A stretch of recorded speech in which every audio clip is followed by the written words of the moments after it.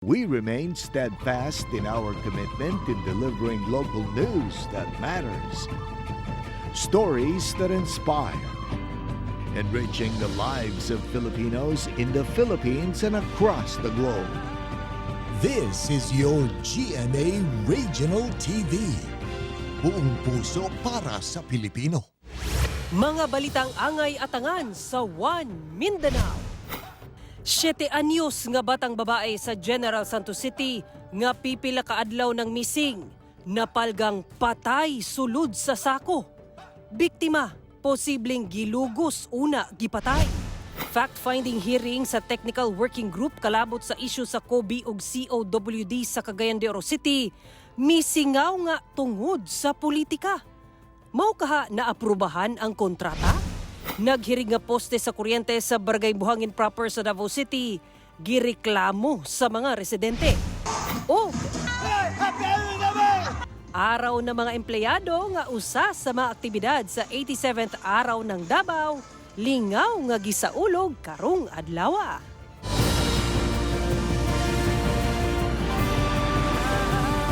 Ito ang GMA Regional TV, One Mindanao.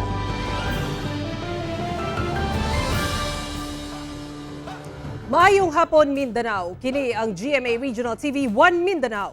Hatod namo ang pinakadagog pinakauling balita sa Mindanao. Ako si Sara Hilomen Velasco, live gikan dinhi sa GMA Davao Complex. Cyril Chavez, live gikan dinhi sa Barangay Makabalan sa Cagayan de Oro City. Efren Mamak live desde aquí na GMA Zamboanga Station. Usa ka 7 anyos nga batang babae sa General Santos City nga tulo ka adlaw nang gideklarang missing, patay nang nakaplagan sulod sa sako. Ang biktima, gituuhang gilugos una gipatay. Gingong sospek sa krimen ang silingan sa biktima nga usa ka senior citizen. Ari report ni Abby Caballero. Adlawng Domingo, gideklarang missing sa iyang banay ang 7 anyos nga si Ana, dili niini tinuod nga pangalan. Apan adlawng Miyerkules, napalgan kini nga patay na ug anaa sulod sa sako dinhi sa bakanteng luna sa Purok 9, Barangay Conel, General Santos City. Namin nakita nga sako. Una nga sako, amo ang nakita is basura. Ang ikaduha, ayo siya sako dito sa suok. Amo ang gilili. Nakita man ako tong short. Pag abot sa mga kuan sa lola, patanaw na ko sa iya ang katong short kung ba pag ingon niya nga yaha kay Aryan gyud daw ma'am. Sumala sa kapulisan, posibleng gilugos ang biktima una kini gipatay. Sinakal dito ng t-shirt na we believe isa sa mga cause of death niya is asphyxia. But the thing is, nung binuksan yung sako, inopen, walang damit, hubot-hubad yung biktima. So it is an indication na na-rape siya. Tulo ka tao ang gikonsiderang person of interest kon POI sa inisyal nga investigasyon sa otoridad. Una ang amahan niini kinsa dunay history nga gimolest siya ang biktima duha ka tuig na ang milabay. Ug ang 17 anyos nga uyuan sa biktima kinsa kauban niini nga gapuyo sa balay sa ilang lola. Apan nasayran nga dugay nang wala nagpakita ang amahan sa bata human gibuhat ang krimen. Ug duna sab mga nagpamatuod nga ilang nakauban ang uyuan sa biktima sa adlaw kanus-a kini ulahing nakit-an. Busa dili na matudlakip sa investigasyon ang maong mga POI.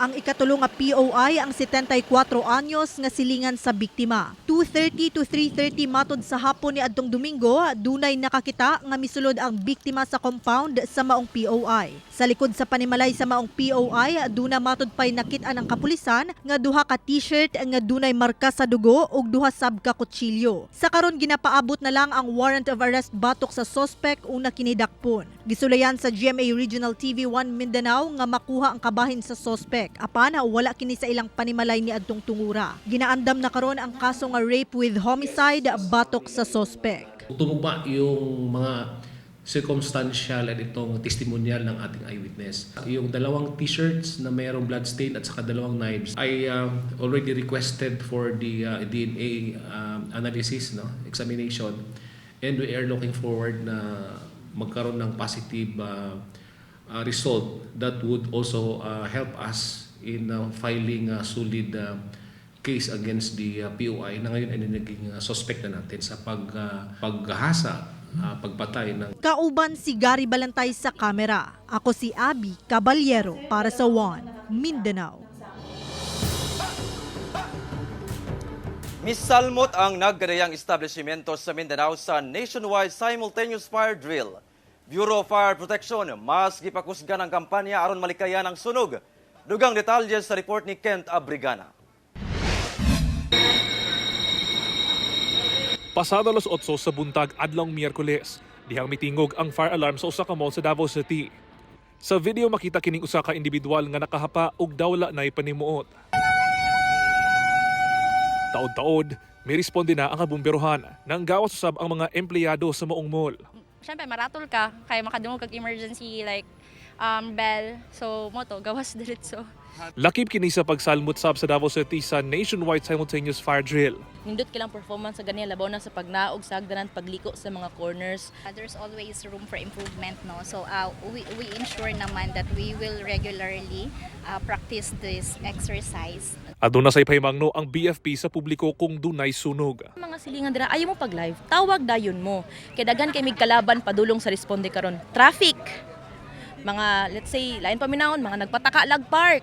Kana, daghan kay mig kalaban karon. So, earlier daw you call, makaglarga dayon mi. Misalmot sab ang Zamboanga City sa nationwide simultaneous fire drill nga gipay gayon sa usa ka mall sa Dakbayan. Gibansay ang kapin 200 ka mga empleyado sa mga fire alarm o evacuation signals. Lakip ang evacuation routes o procedures panahon sa sunog. Gitudluan sab sila sa insaktong paggamit sa fire extinguisher. Sumala sa Zamboanga City Fire District. Importante nga adunay kaalam ang mga residente. Lakip na ang mga empleyado sa basic fire methods aron makatabang sila nga dili mukuyana pa ang sunog. Sa General Santos City, nakikiusasab ang Dakbayan sa Fire Safety Awareness Campaign sa Bureau of Fire Protection karong Fire Prevention Month. Sumala sa BFP Gensan, matag-adlaw ilang ginapakusgan ang fire truck visibility sa Dakbayan. Tingwa ni ini nga maminusan og mapugnan ang mga kadaot hatod sa sunog, dili lang sa mga istruktura, apan lakip na sa kinabuhi sa tawo og binuhing hayop. Kauban si Mel Colmenares sa kamera. Ako si Kent Abrigana para sa One Mindanao. Rider sa Cagayan de Oro City ang patay human nga mapasok sa tungang bahin sa usa ka 10-wheeler truck. Samtang laing rider sab ang patay human nga mabangga sa usa ka pick-up truck. Ani ang report. Dead on arrival sa ospital ang biktimang si Michael Fuentes human nga mabangga ang iyang gimanehong motorsiklo sa usa ka 10-wheeler truck sa National Highway sa Barangay Gusa, Cagayan de Oro City. Daling gidala ang biktima sa responding emergency rescuers apan namatay gyapon kini. Matod sa traffic unit sa Cagayan de Oro City Police Office nga head injury ang kasagaran na angkon sa biktima sanglit napasok ang iyang motor sa tungang bahin sa truck. Ang kaning maong truck gikan sa may garahe sa CQYL. So backing siya paatras sa maong highway. So sa iyang pag-execute sa reversing, ginahinay siguro siya paatras. Kani pong motorsiklo, padayon gyapon siya siyang pagpadagan. Mao gitong resulta sa ilang pagpanagbangga. Aduna na kuno amicable settlement ang banay sa biktima ug kumpanya sa truck. Samtang patay sab ang motor rider nga si Salvador Bacan Sr., 56 anyos, human nga mabangga ang iyang gimanehong motor sa usa ka pick-up truck sa Pag-ibig Region 10 sa Barangay Mambuaya, Cagayan de Oro City. Matod sa kapulisan nga pauli ang biktima diyang nahitabo ang insidente. Samtang padulong sa sentrong bahin sa syudad ang pick-up truck. So ang nahitabo sir, nakita na daw ni motong nanghunong ang duha ka motor sa tunga para preparasyon kibali dayon ang pick-up padung na pud ang pick-up sir. Dato siguro na silang duha o muro sila man giveaway. Ang nahitabo sir, sa dool na ay hato po ginoni ni Abante si Salvador Bacan. Aduna na'y panagsabot ang banay sa biktima ug kadagkuan sa Pag-ibig 10 nga mo'y na nag-iya sa pick-up truck. Pahimangno sa otoridad nga magdoble amping gyud sa pagmaneho, labi na kung nakamotorsiklo. Kauban si Makoy Sempron sa kamera. Ako si Cyril Chavez para sa One Mindanao. Gisugda na ang fact-finding hearing sa Technical Working Group sa Cagayan de Oro City kalabot sa isyu sa tubig sa syudad. Kani opisyales sa City Council ug COWD aminado nga posibleng naimpluwensahan sa politika ang pag-aproba sa kontrata kaniadto sa COWD ug COBE. Ani ang report. Adlong Martes, gisugdan ang fact-finding hearings sa Technical Working Group nga motuki sa joint venture contract tali COBE ug COWD. Usa sa tukion ang pagsugot sa kaning Board of Directors nga misulod sa kontrata nga misugot nga matag 3 ka tuig magpahangtam og increase si COBE sa water rate sa ginasupply nga tubig. Usa sa giimbitahan ang kanhi General Manager sa COWD nga si Engineer Rachel Beha. Sa water district, I made it clear. you made it clear to the that board during the board meeting. that this is I made those disadvantageous. clear. So meaning to say from the beginning as general manager, based on your evaluation, disadvantageous to the public contract. That was from my point of view. Gibutyag sab sa kani City Councilor nga si Eric Salcedo nga siya ug laing duha ka konsehal kaniadto ang wala miuyon sa kontrata. Sa reklamo nila, Mr. Chair, gilisod-lisod pa sila sa Chief Executive at nga time. Kay dili sila gusto, ako nakita, na murag kontra gusto ang Chief Executive at nga time. Gibutyag sab sa kani Board of Directors sa COWD nga si Joel Valdelovar na aprubahan ang kontrata tungod na sunod kuno ang tarang gabayan nga gitagana sa balaod. Iya sab gibutyag nga tuig 2017 sagad siya mga kauban nga BOD ang appointees sa kanhi mayor sa Cagayan de Oro City nga si Oscar Moreno. In short, tulo ang appointees ni Oscar Moreno itandi sa duha nga appointees ni Dungkoy Imano. Is that correct? Yes. In short, majority ang appointees ni Oscar Moreno itandi sa appointees ni Dungkoy Imano. As of 2017, yes. Sa kabahin ni kanhi Mayor Oscar Moreno, pagpamulitika kuno kini batok kaniya. Tumutumo na nila Tyrell, no, which is very unfortunate, no. Buhat nila ng istorya. It's a pure fabrication, manipulation, pagplis sa kamatuoran, no. Naambot o sige, abot aning una-una sa mga unscrupulous personalities diyan City Hall.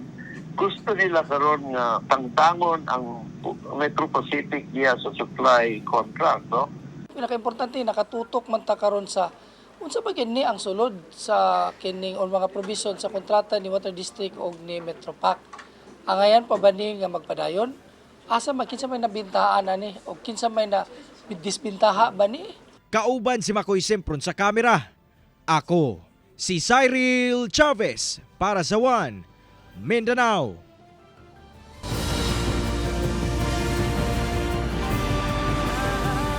Ito ang GMA Regional TV, One Mindanao.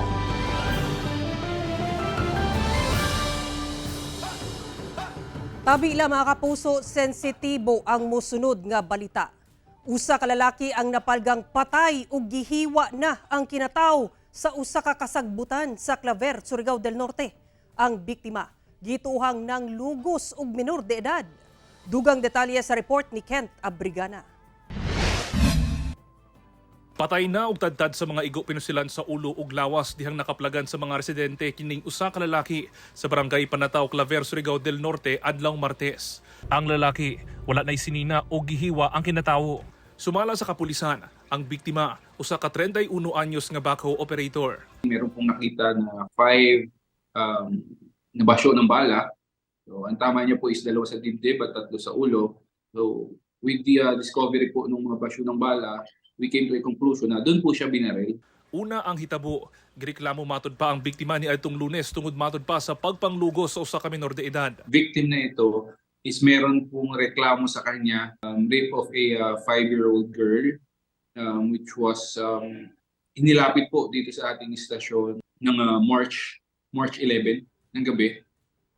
So pagkadating po nung batang na rape kasama ng kanyang magulang, agad-agad po natin silang pinapunta sa ating municipal rural health unit, and upon examination it was found out na positive po na rape siya. Sumala sa kapulisan, saysay sa asawa sa biktima. May angkon ng biktima sa pagpanglugo sa bata ug plano na unta sa iyang bana nga musurrender sa kapulisan. Apan pagagabi, getuan matud pa kini sa mga lalaki nga nagpailang mga pulis ug gikuyog ang biktima. Natingalan na lang kini dihang nasayrang patay na ang iyang asawa. Apan milimod ang kapulisan nga ilahang personahe ang miadto sa biktima.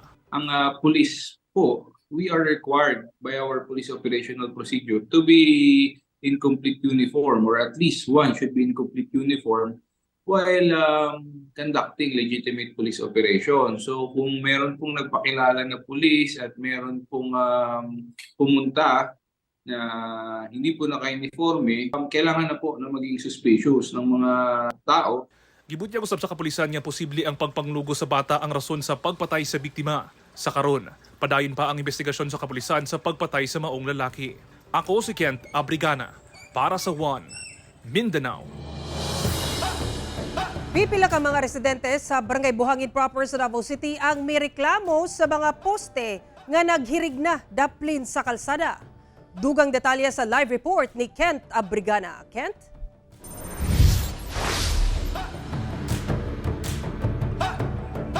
Sara, nagpabiling mulo sa mga taga-barangay Buhangin proper sa Davao City ang mga poste nga gabok ug naghirig na.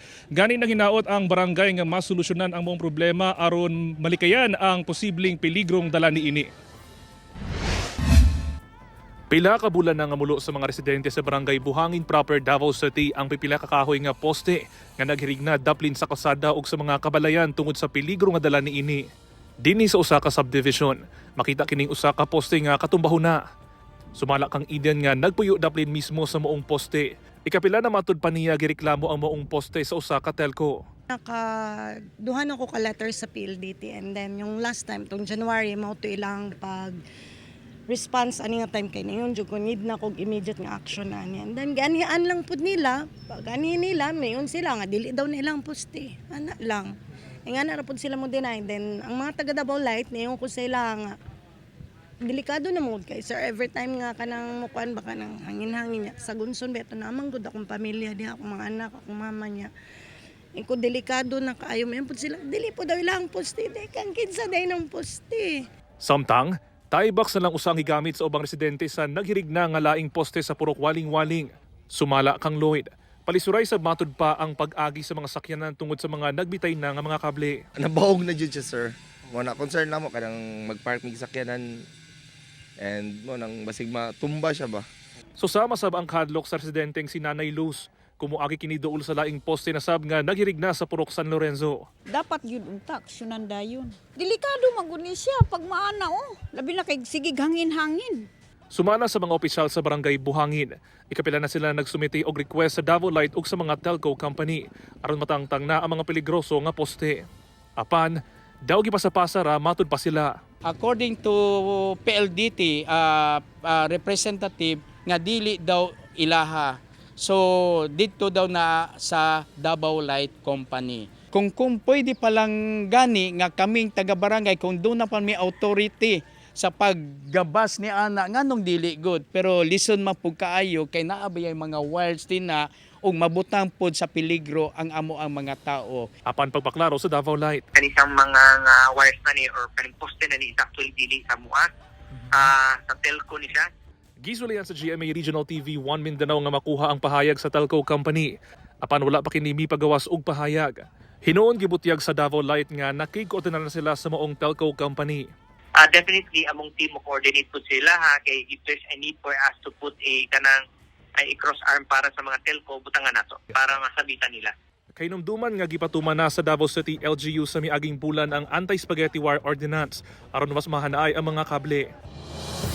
Sara, gibutyag sa Davao Light and Power Company nga lakip ang mga lugar sa Barangay Buhangin sa pagpatuman sa anti-spaghetti wire ordinance sa Dakbayan.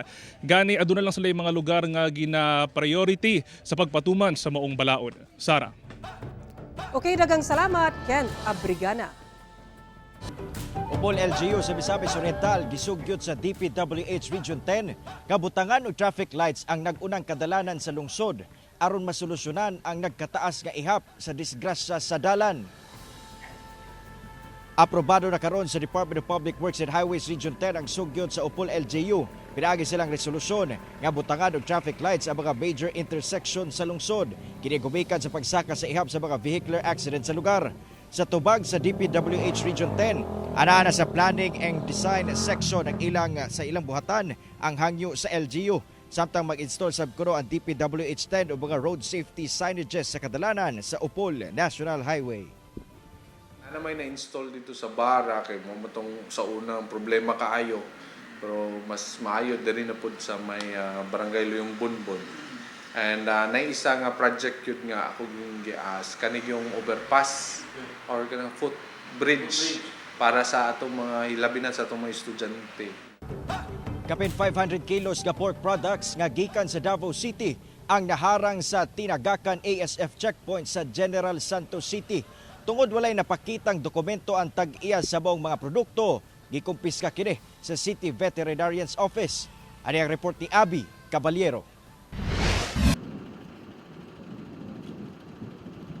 Hugot gihapon ang pagbantay sa mga ASF checkpoint dinhi sa General Santos City. Gani nagresulta kini sa pagkaharang sa usa ka truck nga dunay karga nga 580 kilos nga pork ug pork products dinhi sa Barangay Tinagakan checkpoint. 530 kilos niini ang pork chorizo, 45 kilos ang pork Shanghai ug 5 kilos nga pork bones nga gikan matud pa sa Davao City. Dihang gipangitaan og dokumento para sa maong mga produkto, wala matud pay napakita ang tag-iya. Busa dali kining gikumpiska sa mga personahe sa City Veterinarian's Office ug aron masiguro nga di na mapahimuslan ang maong mga pork products, gilayon kining gipangsunog. Matud pa usa ang Jansan sa mga top producer sa buhing baboy. Asa nagapadala kini og anaa sa 15,000 ka live hogs matag duha ka semana sa Metro Manila ug uban pang parte sa Luzon. We are maintaining the General Santos City as green status. So we are strictly enforcing the ordinance number 23 na bawal magpasulod og baboy coming from the other areas. Even the live and meat product of swine. Kahinumduman sab nga tuig 2022 dihang nagpositibo sa ASF ang pipila ka mga baboy sa Barangay Apopong ug Barangay Baluan, asa dako gayod ang epekto sa hog industry sa syudad. Aron di na kini masubli, hugot gihapon ang monitoring sa City Vet. Kauban si Gary Balantay sa kamera. Ako si Abby Caballero para sa One Mindanao. Mas gipakusgan sa Department of Social Welfare and Development Region 12 ug Maguindanao del Sur Provincial Government ang ilang lakang batok malnutrisyon. Kinihuman anaa sa dulan 4,000 ka mga bata sa probinsya ang gikonsiderang malnourished. Ani report ni Justoni Humamil. Sa datos sa DSWD-12, ana sa 3,800 ka mga bata nga nag-edad 0 to 4 years old ang gikonsiderang malnourished sa probinsya sa Maguindanao del Sur. Kinigikan sa mga lungsod sa Dato Piang, Sharip Agwak, Ampatuan, Pagalungan, Dato Montawal ug Sharip Saydona. Kini mao ang mga stunted, payat ug wala sa saktong timbang nga mga bata. Target nito yung mga stunted tsaka malnourished na mga bata. No? Kakainin natin sila through community kitchen. Magbibigay ng DSW ng in-kinds, bigas, ulam na pumasok dun sa menu na kinakailangan ng katawan ng bata. As per data, ayun yung mga talagang free balance. Targetin namin yung mga bata na talagang walang-wala, no? Kaya nga malnourished kasi walang-wala, mahirap talaga. Busa gilaraw sa probinsya ug sa DSWD-12 nga masolusyonan ang moong problema. Pinaagi sa bangon program ubang sa muro umpungan sa nutrisyon. So kailangan talaga natin tutukan para ma-fully develop ang kanilang brains. Hindi lang ito sa regarding sa pangangatawan kundi mas pinaka-importante po sa brain. Target sab sa ahensya nga matutukan ang nasa libuan ka mga buntis sa probinsya nga mahatagan og saktong nutrisyon. Mga nanay nila, buntis, lactating at saka yung buntis ng mga nanay. No? Kasi kailangan natin bigyan ng magandang condition yung mga bata para maging malusog. 28 million pesos ang gigahing nga pondo sa ahensya og probinsya alang sa maong programa. Nakatakda nga sugdan kini karong April 15. Ako si Jess Tony Humamil para sa One Mindanao. Sa Bayugan City, Agusan del Sur, gipusil ang usa ka mekaniko kung asa nadamay ang usa ka 4 anyos nga batang babae Sabado sa hapon. Sumala sa kapulisan, kalit gipusil ang biktima nga si Jo Marie Baclayon, 27 anyos, sa mga wala mahiling suspetsado, samtang pauli kini sa barangay poblasyon sa maong syudad. Nakadagan pa ang biktima pasulod sa iyang balay apan nadamay ang bata nga silingan lang sa biktima ug naigo sa tuhod. Naigo sab sa bukton ang biktima. Daling misibat ang mga sospek human sa krimen. Gidala sab sa ospital ang mga biktima ug luwas na sa makuyaw nga kahimtang. Na-recover sa crime scene ang mga basiyo sa bala sa caliber 9mm nga pistola. Padayon na investigasyon sa kapulisan sa buong pagpamusil. Sa Butuan City, dakpan ang usa ka 37 anyos nga lalaking high-valued individual ug duha ka kaubanan human nakuhaan og gingong shabu, lakip caliber .45 nga pusil ug mga bala Biyernes sa gabii. Sa investigasyon, naaresto ang mga sospek sa balay sa target sa Barangay Fort Puyuhon sa maong syudad.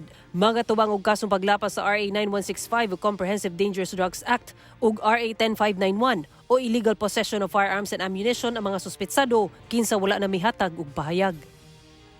Giawhag sa Office of the City Veterinarian sa Zamboanga City ang mga barangay nga hugot nga ipatuman ang dog catching activity isip pagpahugot sa kampanya Batok Rabies. Ano yung report?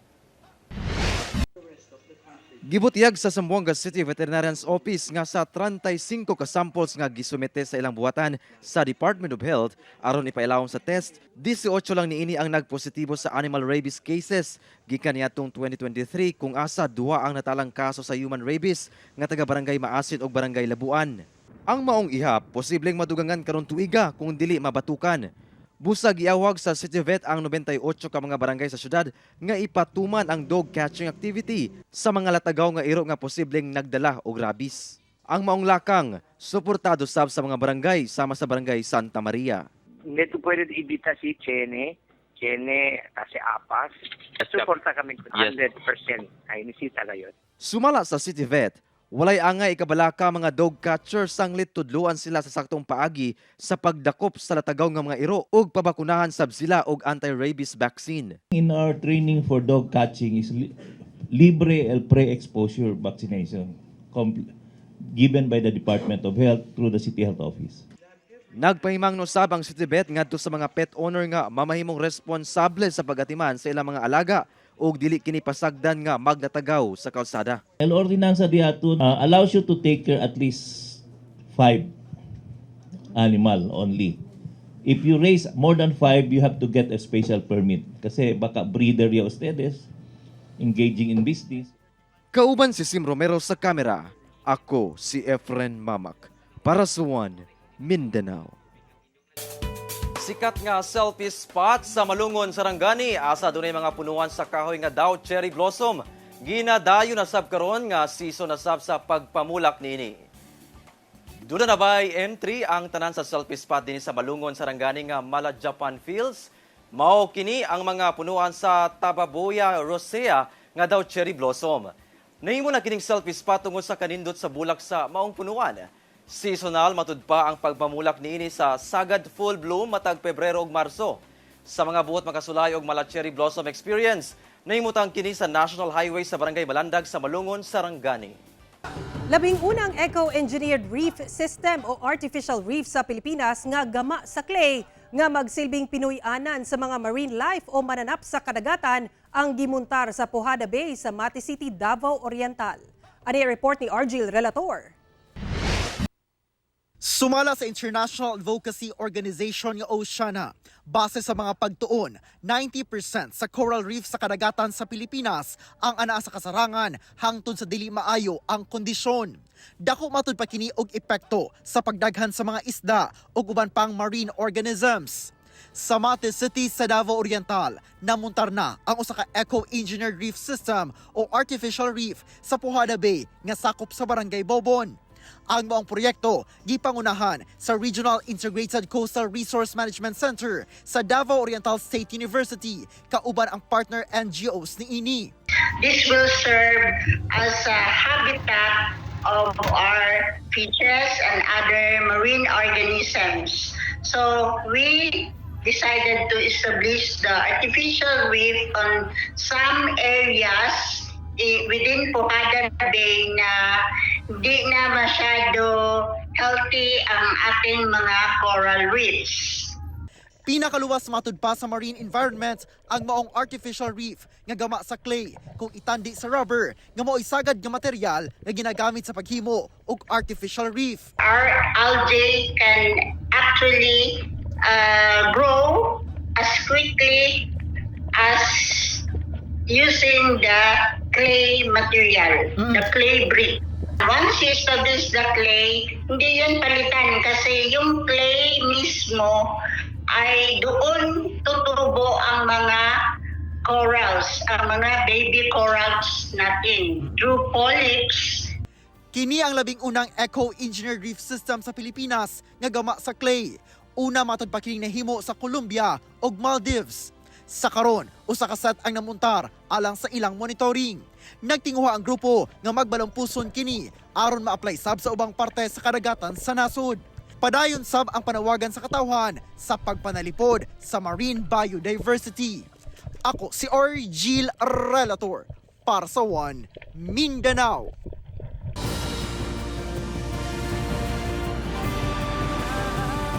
Ito ang GMA Regional TV, One Mindanao.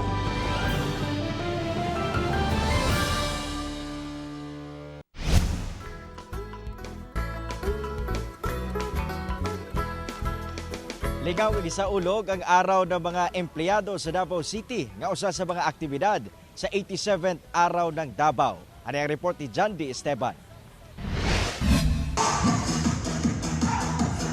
Hataw! Babae o lalaki, todo sa pagsayaw. Si nanay, kaya pamukiay. Nagzumba ang mga empleyado sa lokal nga pagamhanan sa Davao City sa Rizal Park. Kini ang kasikas karong adlaw kay adlaw nila karon. Usa kini sa special event sa LGU alang sa mga empleyado, subay sa kasaulugan sa 87th araw ng Davao. Sir, kaya pa? Kaya! Happy araw! Happy araw naman! Ang nisalmot pa kay Zumba? Because I am a talented person as employee of City Hall, City Government of Davao. Sampol!